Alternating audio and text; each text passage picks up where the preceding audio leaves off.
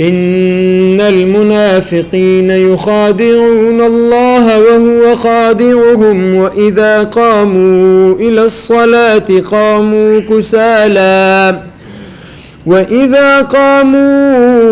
الصلاة قاموا كسالى يراءون الناس ولا يذكرون الله إلا قليلا.